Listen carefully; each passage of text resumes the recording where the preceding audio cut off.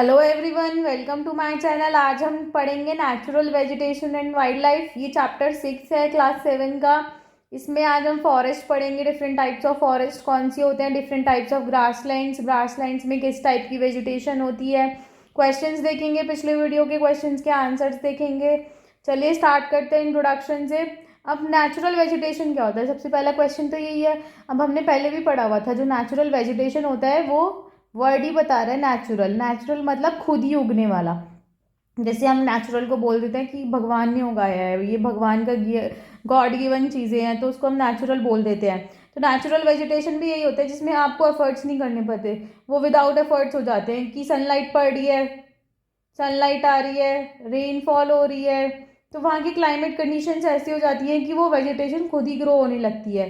तो natural vegetation का मतलब यही है कि विदाउट एनी एफर्ट्स जब कोई वेजिटेशन उग रही है तो उसको हम नेचुरल वेजिटेशन बोल देते हैं। अब जो नेचुरल वेजिटेशन है वो डिपेंड करती है दो तीन चीज़ों पे। एक तो कि आपका वहाँ का क्लाइमेट कैसा है, दूसरा आपका ऑल्टीट्यूड क्या है। ऑल्टीट्यूड मतलब हाइट, कि आप प्लेन्स में रह रहे हो या आप माउंटेन्स पे रह रहे हो, माउंटेन्स में भी आप वैलीज में रह रहे हो या हायर माउंटेन्स पे रहते हो, उसके अकॉर्डिंग भी वेजिटेशन चेंज हो जाती है। दूसरा हो गया क्लाइमेट में आपका आ गया टेम्परेचर क्या है वहाँ पे मॉइस्चर कितना है। मॉइस्चर होगा ज़्यादा तो वहाँ पे रेनफॉल अच्छी होगी।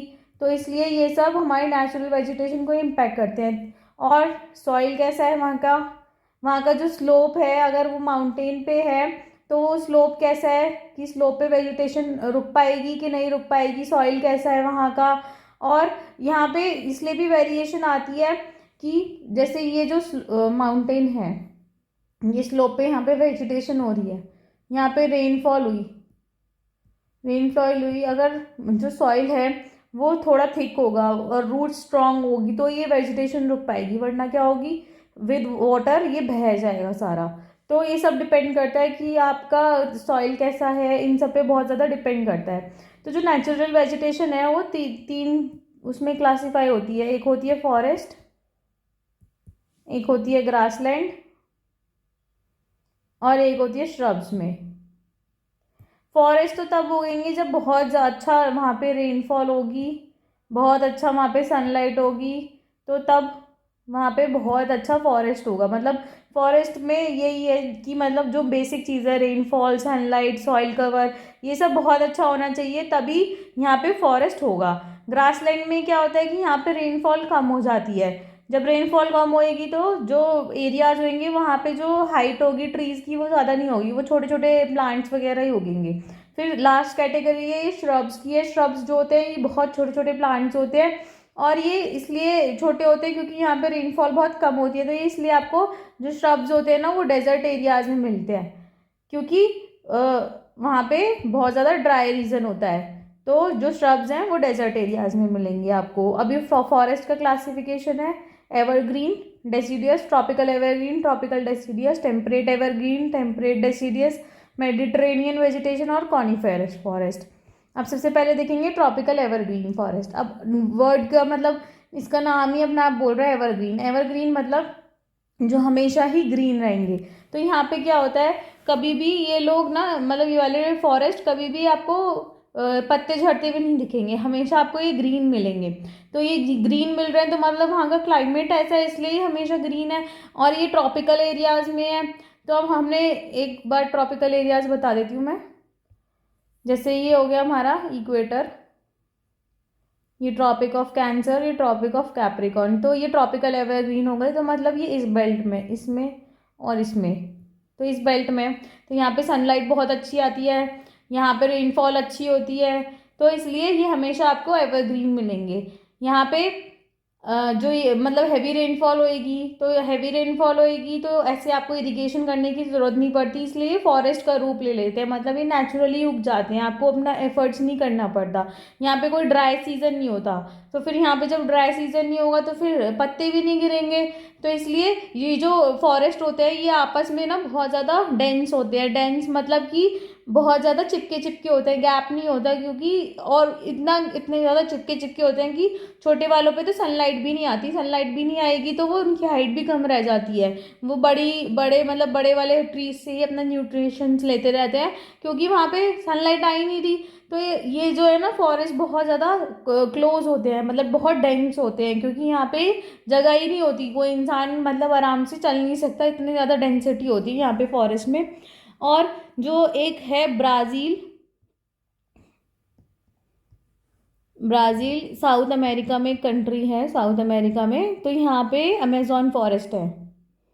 इन अमेज़न फॉरेस्ट ये इतने ज़्यादा डेंस और थिक हैं कि इनको लंग्स ऑफ द वर्ल्ड भी बोला जाता है, लंग्स ऑफ द वर्ल्ड। अब लंग्स का क्या काम होता है कि हम जो एयर ब्रीथ कर रहे हैं और जो हम ऑक्सीजन ले रहे हैं उसको इनटेक करने का, और जो कार्बन डाइऑक्साइड हम एक्सहेल करते हैं उसको करने का, तो मतलब हमारा रेस्पिरेशन में हेल्प करता है जो हमारी लंग्स होती हैं। तो जो अमेज़न फॉरेस्ट है ब्राज़ील में, वो हमारे वर्ल्ड के लंग्स हैं, मतलब वहाँ पे इतना ज़्यादा डेंसिटी में फॉरेस्ट है कि वो पूरे वर्ल्ड का एज ए लंग काम कर रहे हैं, कि वहाँ से पूरे वर्ल्ड का जो एयर है वो प्योरीफाई हो रहा है।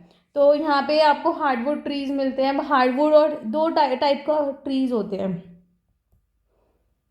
एक होता है हार्डवुड और एक होता है सॉफ्टवुड।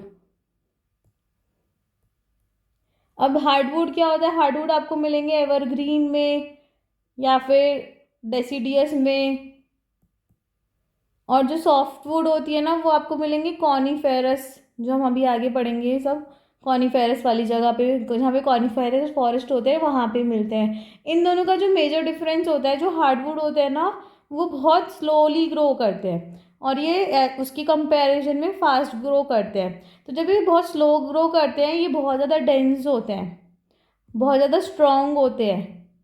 तो अगर इनका फर्नीचर, हम इनसे फर्नीचर बनाएं तो बहुत स्ट्रॉन्ग फर्नीचर बनेगा। ये थोड़े फास्ट ग्रो करते हैं तो ये इतने डेंस और स्ट्रॉन्ग नहीं होते, ये मतलब थोड़े सॉफ्ट सॉफ्ट नेचर के होते हैं। तो ये दोनों डिफरेंस है हार्डवुड और सॉफ्टवुड ट्रीज में। तो जो एवरग्रीन है वहाँ पे हार्डवुड ट्रीज मिलते हैं, जैसे कि रोजवुड, इबॉनी, महोगनी, तो ये तीनों यहाँ पे बहुत ज़्यादा कॉमन है। एक एवरग्रीन, आपको एवरग्रीन फॉरेस्ट को ना रेन फॉरेस्ट भी बोलते हैं, ट्रॉपिकल रेन फॉरेस्ट भी बोलते हैं एवरग्रीन फॉरेस्ट को। तो यहाँ पे ना एक एनाकोंडा भी मिलता है आपको, स्नेक, ये सब मतलब one of the largest snake है।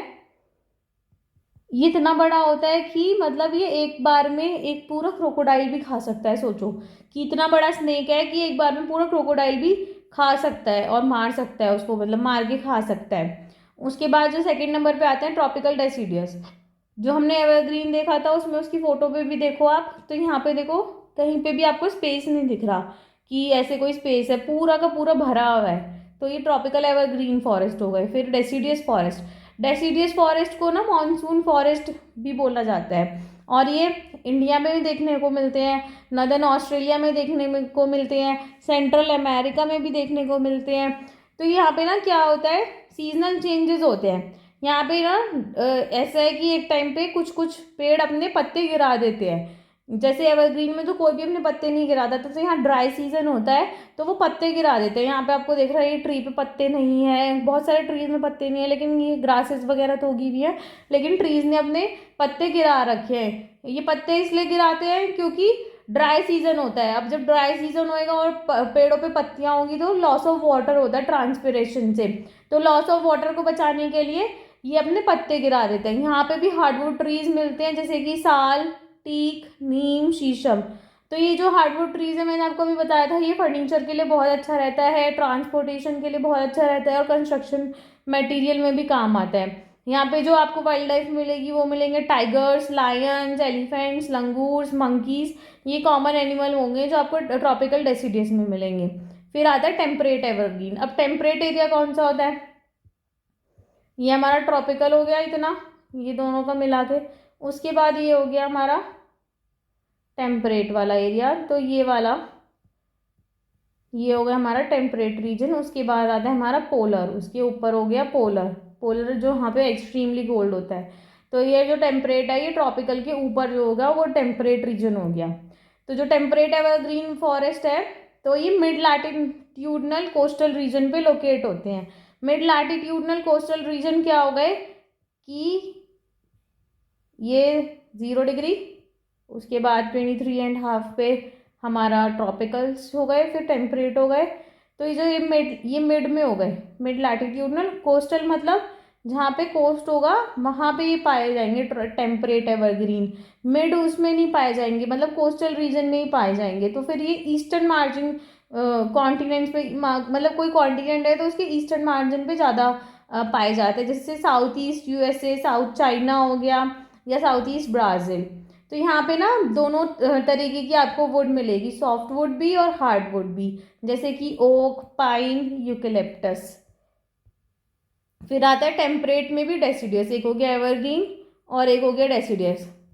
इसका एवरग्रीन भी देखो आपको पूरा भरा हुआ मिलेगा, ऐसा कुछ नहीं मिलेगा कि पत्ते झड़े हुए हैं। और इसके डेसिडियस में आपको देखेगा कि पत्ते झड़ रहे हैं, कहीं कहीं है, देखो यहाँ पे ब्लैंक है, कहीं कहीं पत्ते हैं, और देखो यहाँ पे कितने सारे पत्ते गिरे हुए हैं। तो यहाँ पे भी सीजन होते हैं। तो ये भी टेम्परेट डेसिडियस है। टेम्परेट डेसिडियस जो होता है वो नॉर्थ ईस्टर्न पार्ट में मिलता है, यूएसए के, चाइना के, न्यूजीलैंड के, चिले के। और इनकी लीव्स भी ड्राई सीजन में झड़ जाती है। यहाँ पे जो कॉमन ट्रीज मिलेंगे वो ओक, ऐश, बीच, ये सब मिलेंगे। और जो वाइल्ड लाइफ मिलेगी, डियर, फॉक्सेस, वॉल्स, यहाँ पे एनिमल मिलेंगे। और साथ में बर्ड्स जो मिलेंगी वो फीजेंट्स, मोनाल्स, ये सब यहाँ पे मिलती हैं। तो ऐसा कुछ समझाने का नहीं है इनमें। फिर आती है मेडिटेरियन वेजिटेशन। मेडिटेरियन वेजिटेशन क्या होगा, एक तो आपने सुना होगा मेडिटेरियन सी होती है। मेडिटेरियन सी होती है, वो होती है यूरोप और अफ्रीका और एशिया के अराउंड। तो ऐसा नहीं है लेकिन कि मेडिटेरियन वेजिटेशन उसी के अराउंड होती है। ये जो वेजिटेशन होती है ईस्ट और नॉर्थ ईस्ट मार्जिन में, तो हमारा हो गया टेम्परेट, एवरग्रीन और डेसिडियस। देखो एक बार डायरेक्शंस दिखा देती हूँ, नॉर्थ, साउथ, वेस्ट, ईस्ट।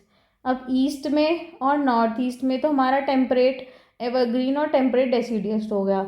जो वेस्ट और south west margins of the continent होते हैं उसमें हमें मेडिटेरियन मिलती है। तो यहाँ पे जो मेडिटेरियन वेजिटेशन हमें खाली मेडिटेरियन सी के अराउंड नहीं मिलती, हमें ये कैलिफोर्निया में भी मिल जाएगी, साउथ वेस्ट अफ्रीका में भी मिल जाएगी, साउथ वेस्टर्न साउथ अमेरिका में भी मिल जाएगी, साउथ वेस्ट ऑस्ट्रेलिया में भी मिल जाएगी। ऐसा नहीं है एक ही जगह, मतलब मेडिटेरियन सी के अराउंड ही मिलेगी। यहाँ पे ना हॉट एंड ड्राई समर्स होते हैं और बहुत कम विंटर्स होती हैं। मेडिटेरियन वेजिटेशन को ना हम और ऑर्कार्ड ऑफ द वर्ल्ड भी बोलते हैं, क्योंकि ये इसलिए बोलते हैं ऑर्कार्ड ऑफ द वर्ल्ड क्योंकि यहाँ पे फ्रूट का बहुत ज़्यादा कल्टीवेशन होता है। और जो यहाँ के ट्रीज होते हैं ना वो, मतलब यहाँ पे ड्राई समर्स होती हैं, ये लिखा ड्राई समर्स। यहाँ पे जब ड्राई समर्स होगी तो ट्रीज ना अपने आप को उसकी उस ड्राई समर्स की लिए अडेप्ट कर लेते हैं, ढाल लेते हैं अपने। तो जब वो उसको अडेप्ट करते हैं ना तो उनकी जो बार्क्स होती है ना वो थिक होती है, मतलब मोटी मोटी बार्क्स होती हैं ट्रीज की। और जो लीव्स होती हैं वो वैक्स कोटेड होती है। जब लीव्स वैक्स कोटेड होती है ना तो पानी कम, मतलब ट्रांसपिरेशन कम होता है। ट्रांसपिरेशन कम मतलब लॉस ऑफ वाटर कम होता है, ड्राई सीजन है, लॉस ऑफ वाटर कम होता है, तो इसलिए ट्रीज अपना पानी कंजर्व कर पाते हैं। ये मतलब मेडिटेरियन वेजिटेशन का एक फीचर है। यहाँ पे साइट्रस फ्रूट्स मिलेंगे, ऑरेंजेस, फिग्स, ऑलिव्स, ग्रेप्स। तो ये यहाँ पे इसलिए इसको ऑर्किड ऑफ द वर्ल्ड भी बोला जाता है। अब यहाँ पे लोगों ने ना नेचुरल वेजिटेशन हटा दी है ताकि ये साइट्रस फ्रूट्स वगैरह कल्टीवेट कर सके। यहाँ पे वाइल्ड लाइफ इतनी ज़्यादा नहीं मिलती है। अब टेम्परेट रीजन से ऊपर चलेंगे तो हमें मिलेंगे पोलर रीजन के आसपास। तो 50 to 70 डिग्री के आसपास हमें कॉनिफेरस फॉरेस्ट मिलते हैं। ये आपने, ऐसा नहीं है इतने लैटिट्यूड पे मिलेंगे, अगर आप ऑल्टीट्यूड वाइज भी ऊपर जाओगे ना तो आपको ऐसे वाले ट्रीज देखने को मिल जाएंगे माउंटेन्स पे। तो जो कॉनिफेरस फॉरेस्ट होते हैं उनको हम टाइगा भी बोलते हैं। तो ये जो हायर एल्टीट्यूड्स पे भी मिलेंगे। यहाँ पे टॉल सॉफ्टवुड एवरग्रीन ट्रीज मिलते हैं, देखो कितने लंबे हैं। ये सॉफ्टवुड होती है, देखो कितनी पतली बार्क है। ये सॉफ्टवुड एवरग्रीन ट्रीज होते हैं। लेकिन जो इनकी जो ट्रीज के जो मतलब वुड होती है उससे हम पल्प बनाते हैं, जिससे हम पेपर बना लेते हैं फिर। और मतलब पेपर बनता है तो हमें न्यूज़पेपर भी बना सकते हैं उसका, मैच बॉक्सेस बना सकते हैं, पैकिंग बॉक्सेस बना सकते हैं। तो सॉफ्टवुड के ये सब यूजेस होते हैं। जो हम जिस पेपर पे हम लिखते हैं पढ़ते हैं वो भी सॉफ्टवुड से ही बनता है। हार्डवुड से हमारा फर्नीचर वगैरह बनता है। यहाँ पे बहुत सारे वैरायटी ऑफ ट्रीज हैं, चिर, पाइन, सिदार, और जो एनिमल्स मिलेंगे वो silver fox, mink, polar bear. Polar bear इसलिए मिलता है क्योंकि इसकी स्किन बहुत मोटी होती है, तो वो वहाँ पे अडाप्ट कर सकता है। ये देखो यहाँ पे आपको ये हो गया आपका इक्वेटर, तो ये आपको मिल गया ट्रॉपिकल वाली वेजिटेशन।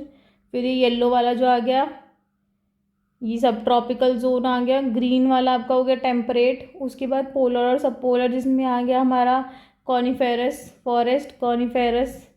तो ये सब मतलब एक मैप लगा दिया ताकि आप थोड़ा आइडेंटिफाई कर पाओ।